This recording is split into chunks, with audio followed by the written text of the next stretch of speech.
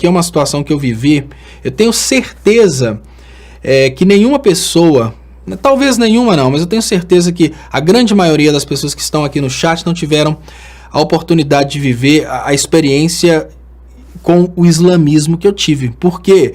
Porque, olha, eu estive na Inglaterra, um país onde tem muitos muçulmanos, e não apenas estive na Inglaterra e trabalhei com muitos muçulmanos, como eu morei vários anos com um casal de muçulmanos. E aí eu falo com vocês, olha, eu cheguei, Eudinei, na Inglaterra e aluguei, eu fui recebido por um amigo que eu conheci na Itália, que é o Alisson, me recebeu de braços abertos, uma pessoa extremamente carinhosa, que eu considero como irmão, inclusive nós somos, tecnicamente falando, fizemos a cidadania italiana no mesmo lugar, na mesma cidade, no mesmo vilarejo lá de Locri, e acabou que viramos irmão ali, pelo menos naquela situação. Esse Alisson eu considero um grande irmão, mas obviamente eu tive que, depois que o Alisson me recebeu, eu tive que alugar um quarto. E a primeira coisa que a gente faz quando a gente chega fora do Brasil é alugar um quarto de brasileiros. Então eu aluguei um quarto de brasileiros em Londres e falo que, olha, eu fui recebido por esses brasileiros, obviamente, de uma forma carinhosa, como todo brasileiro recebe os brasileiros, mas a finalidade que eu via nos olhos daquele cara que me recebeu era puramente o lucro. Era só o lucro. Lucro e lucro. Então eu conheci, nos trabalhos que eu estava fazendo na Inglaterra, eu conheci o Chub, e a esposa dele, a Cine, através de uma outra pessoa que me levou como técnico de som. E nisso que eu conheci esse casal, eles estavam produzindo um videoclipe da Lamy Phillips. Tudo você acha na internet, se procurar Lamy Phillips aí, vocês devem encontrar na internet. A Lamy Phillips é uma cantora nigeriana. E essa produção, ela acabou me fazendo ficar amigo do Chub, e chegou um momento que essa casa de brasileiros lá na Inglaterra, todos os dias eles queriam aumentar o preço do aluguel. Então eles notavam que você estava começando a trabalhar, trabalhar um pouquinho mais, pegou um servicinho a mais, tem que aumentar um pouco porque tudo estava aumentando. Pra você ter uma ideia, esses brasileiros, o que eles faziam? O cara que alugou a casa, ele recebia benefício do governo para aluguel e realugava a casa. Era uma picaretagem dos infernos. Aí acabou que chegou num ponto que eu achei que era tanto abuso que eu peguei e falei, quer saber de uma coisa? Eu não aguento mais isso, eu vou voltar pro Brasil. Decidimos, a Jennifer e eu, voltar pro Brasil para não ficar nessa situação de abuso de todos os dias o aluguel crescendo. E aí nessa brincadeira eu comentei com o Chub, que era uma pessoa que me passava serviço, falei, olha Chub, eu tô voltando pro Brasil. Ele falou, não, venha pra minha casa. E olha, desde o dia que eu cheguei na casa desse moço, que é muçulmano, ele e a esposa dele, eu fui tratado como um filho, como um irmão, como alguém da família. Nunca contestaram e nem nunca tentaram me obrigar a mudar de religião. Isso é a experiência mais próxima que pessoas que eu vivi por 4 anos, tá, Eudinei? Além dessa experiência de pessoas que eu vivi por 4 anos, olha, eu trabalhei na Inglaterra durante esses 5 anos e todo o trabalho que eu participava tinha um muçulmano, todo o trabalho, e eu nunca tive uma experiência ruim com muçulmanos. Sabe onde eu vi radicalismo islâmico?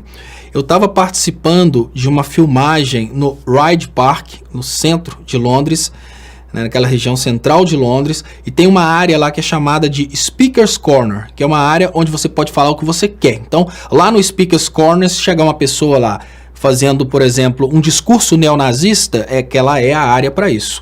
A área da liberdade de expressão, onde você tem a imunidade de ser racista, de ser nazista, de ser radical de direita, de esquerda, a área é para isso. Então, é mais ou menos assim, quem vier nesse local sabe que é para isso, então não tem direito de se ofender. Parece estranho, mas você pode chegar lá e fazer um discurso neonazista, a área é para isso. Eu volto a dizer, fazendo esse documentário, tinham determinadas pessoas fazendo críticas ao Islã, críticas duras, porque elas queriam chamar a atenção de grupos, as pessoas passando, aí tinha os oradores, cada um em cima da sua caixinha falando, e ali tinham pessoas fazendo críticas duras ao islamismo. E essas pessoas que faziam críticas duras ao islamismo eram respondidas por pessoas que faziam defesas duras ao islamismo. Isso aconteceu desde o momento que eu pisei na Europa até o momento que eu voltei para o Brasil. Isso aconteceu somente nesse Hyde Park, onde é uma área para esse tipo de coisa acontecer, né? Tinha um cara lá que falava que ia matar em nome do Mohammed, que é o Maomé pra gente aqui. Tudo isso porque estava naquele contexto. Agora, fora disso, eu não conheci, Ednei, um muçulmano radical. E até engraçado, quando eu cheguei, o primeiro lugar que eu morei foi em Abingdon, Steventon, que pertence a Abingdon. E era assim, eu morava com o Alisson, fiquei com o Alisson por 2 meses mais ou menos. Estávamos a Jennifer e eu no primeiro andar, junto com o Alisson e a Patrícia.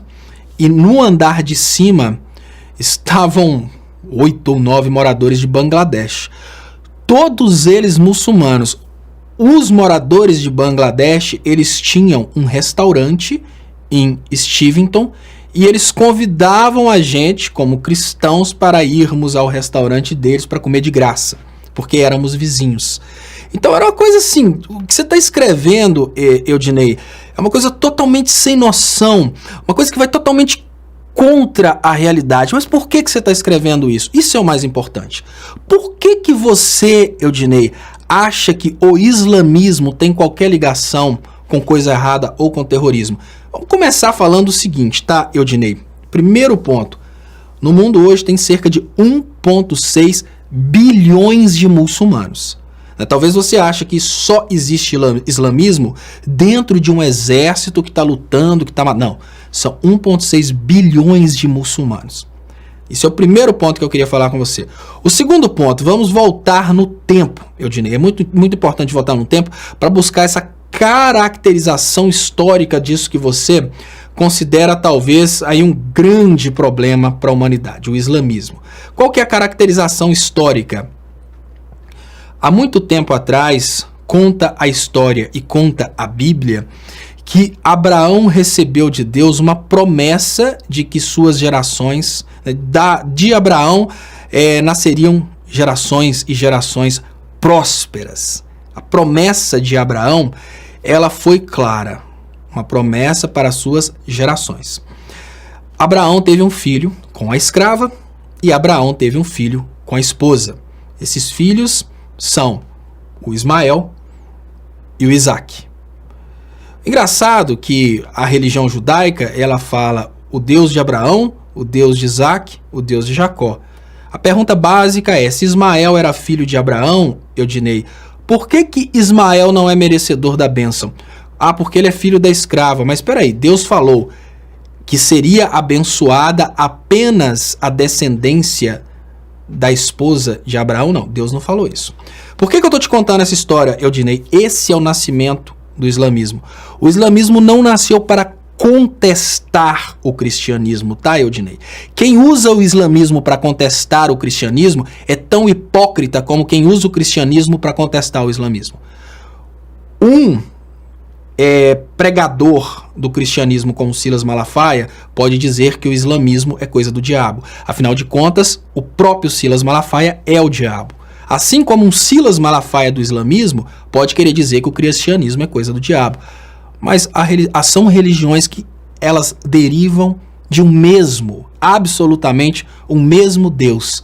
O Deus de Abraão, Isaac, Ismael e assim por diante. A partir daí, Eudinei, foram 2 braços distintos. O braço dos descendentes de Isaac e o braço dos descendentes de Ismael. Agora olha que interessante, um ponto interessantíssimo, tá, Eudinei, que você precisa pensar na hora que você critica o islamismo. Dos descendentes, olha, a promessa de Deus era para os descendentes de Abraão. Dos descendentes de Abraão, a gente teve aí essa descendência de um dos filhos, que é o Isaac.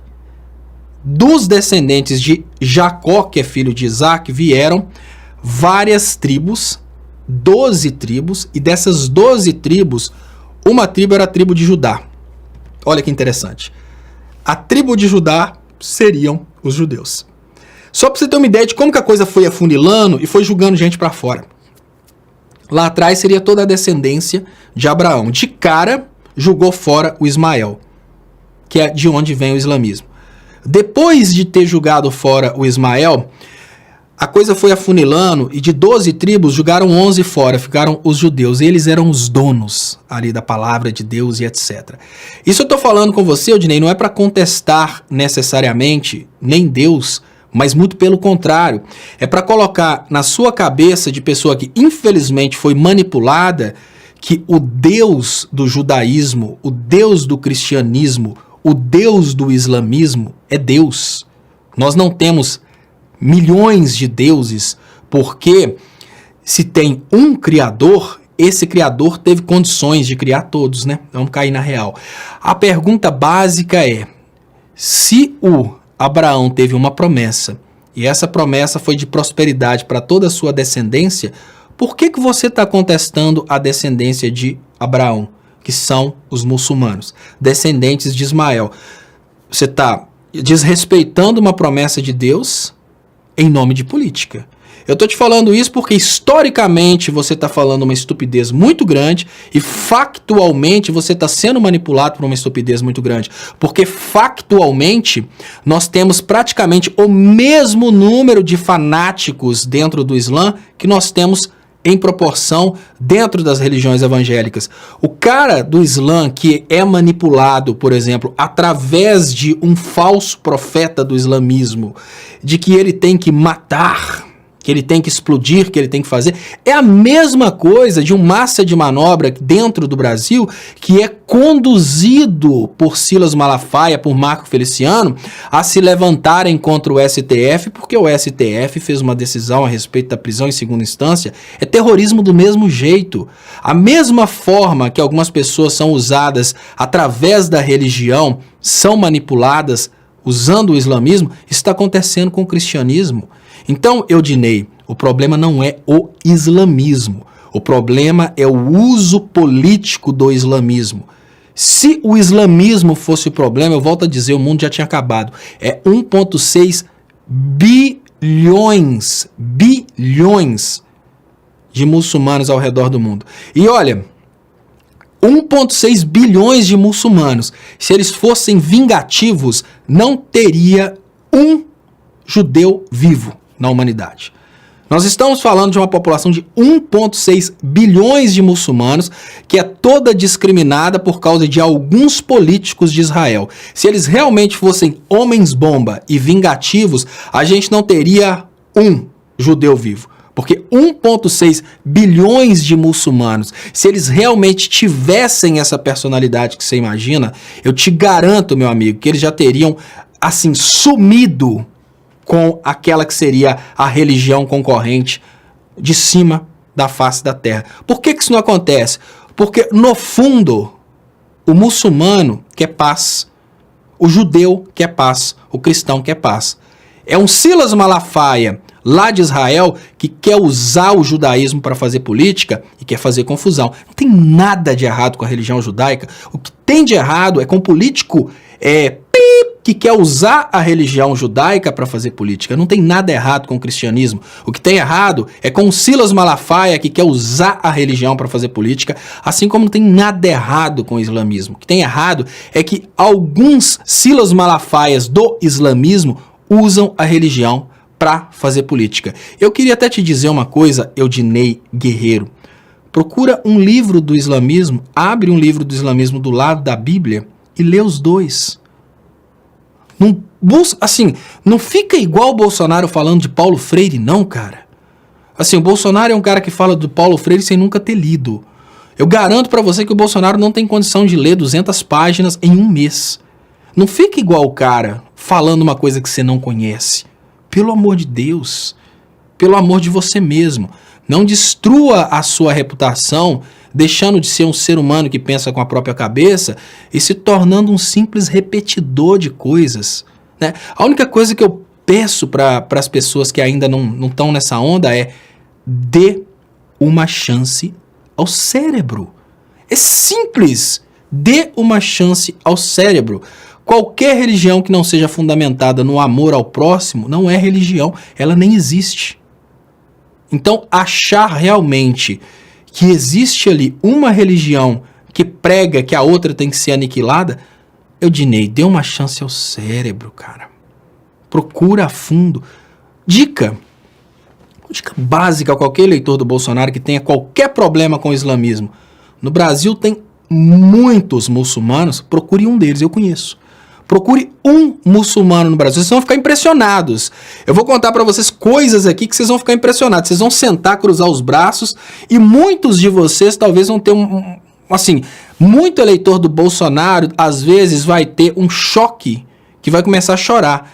Olha, tem muitos sheiks que são ricos e porque eles são ricos, eles agradecem Deus, no caso, montando uma mesquita para adorar a Deus. Ou seja, eles, por serem ricos, eles montam a mesquita num local nobre, eles mantêm a eletricidade, a água, a alimentação da mesquita. Um cara, por ele ser um grande empresário e ser rico, é o contrário. No lugar de ter um pastor que monta uma igreja e fica pedindo dinheiro toda hora para poder pagar as despesas da igreja, na verdade ele está querendo comprar um jatinho, é um cara que já tem um jatinho, que já é milionário e fala, Deus foi tão bom comigo que eu preciso levar Deus para o resto do povo. Aí o cara vai lá e monta uma mesquita, e constrói e paga todas as despesas da mesquita para qualquer um que quiser aceitar a religião e começar a seguir.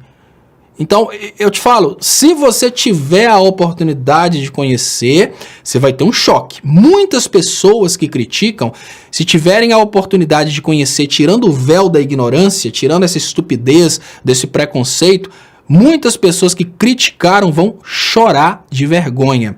Eu falo, olha, se tivesse condição de tirar o evangélico da condição de fanático, tivesse condição de fazer o cara pensar com o próprio cérebro, e levar esse cara para conhecer outras religiões, se tivesse condição de tirar um fanático de dentro de uma igreja do Silas Malafaia, levar esse cara para conhecer um muçulmano, não um fanático, conhecer um muçulmano, conhecer o cara e falar assim, olha, bate um papo aí, conversa, fazer uma amizade e depois ficar sabendo como é que funcionam as mesquitas, como é que funciona a lógica da religião, esse cara, ele vai ter um problema sério, que ele vai ficar mais ou menos uns 15 dias trancado no quarto chorando, de arrependimento por ter sido estúpido. E eu falo isso, Eudinei, não é de pitaco, eu volto a dizer, desde que eu pisei na Inglaterra não teve um trabalho que eu tenha feito que não tenha envolvido a participação de muçulmanos. E eu não tive uma experiência ruim com muçulmanos. Olha, 2 religiões que eu falo com você, eu só tive experiência sublime, só experiência boa. Os muçulmanos que eu conheci na Inglaterra, eu tenho eles no Facebook ou no LinkedIn, são eles as pessoas que até hoje mandam mensagens para mim. Os amigos brasileiros me esqueceram, principalmente porque a maioria dos que estão lá fora são bolsonaros. Esses muçulmanos até hoje eles mandam mensagens para mim. Os amigos ingleses que eu conheci, não, eles não. Os muçulmanos são os que eu tenho na internet que até hoje mandam mensagens para mim. Pessoas extremamente carinhosas. Pessoas assim completamente diferentes do estereótipo que os Estados Unidos vem vendendo aí nos últimos anos. E por que eles vendem esse estereótipo? Sabe, Eudinei? Porque no momento que eles vendem essa ideia de que lá tem muçulmano e que muçulmano, o islamismo é do mal, você aceita o extermínio. Por que a gente entra em pânico quando tem qualquer tipo de evento de atentado na França, mas a gente não se preocupa quando cai uma bomba no Iraque? É porque a gente não se sente parte deles. A ideia é essa. A ideia é distanciá-los de nós para que a gente passe a vê-los como animais e vendo-os como animais a gente não sente a dor deles. Essa é a intenção e a vergonha maior é que essa intenção dá certo. Isso funciona. Muito obrigado, Regina Massa. Parabéns pelo que você está falando sobre religiões. Muito obrigado, Regina. Agradeço muito. E eu